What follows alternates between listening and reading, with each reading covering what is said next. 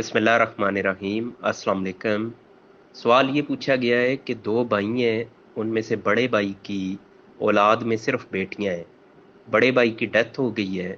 अब छोटे भाई ने केस किया हुआ है उन बच्चियों के ऊपर कि जो जायदाद आपको बाप की तरफ से मिली है उसमें मेरा हिस्सा भी है। तो वो जानना चाहते हैं कि क्या वाकई उसका हिस्सा बनता है।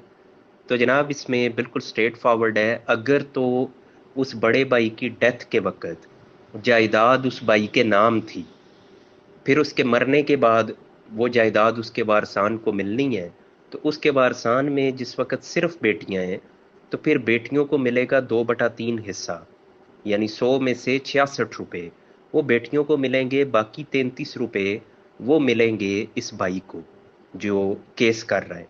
लेकिन ये उस सूरत में है कि अगर मरते वक्त उस भाई के नाम जायदाद मौजूद थी, लेकिन अगर उस भाई ने अपनी ज़िंदगी में जायदाद बेटियों के नाम मुंतकिल कर दी थी, हिबा कर दी थी, तो फिर इस भाई का हिस्सा नहीं है, क्योंकि वरासत हमेशा किसी के मरने पे खुलती है।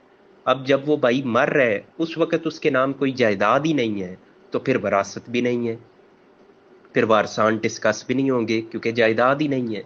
तो इसलिए अगर तो उस वक़्त उसके नाम थी और वो जायदाद सारी बेटियों को चली गई है मरने के बाद, तो फिर तो वो गलत हुआ, वो बेटियों को जा नहीं सकती थी।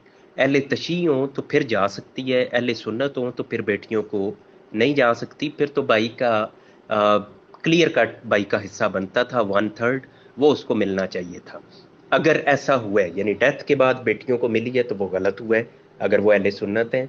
और अगर उसने लाइफ में दे दी है, हिबा कर दी है, फिर अगर भाई का इतराज़ है तो फिर भाई के पास अदालत का फोरम है, अदालत में जाएगा, अदालत में उसने ये बताना है कि ये हिबा गलत तौर पे हुआ है, को किसी तरह का फ्रॉड किया गया है। और अगर अदालत में ये बात साबित होती है कि ये हिबा गलत तौर पे हुआ है, फ्रॉड के ज़रिए ये किया गया है, उसकी सारी डिटेल आपने सुननी हो तो हिबा के हवाले से काफ़ी डिटेल डिस्कशन कई बार हो चुकी है कि इन सूरतों में हिबा कैंसिल होता है।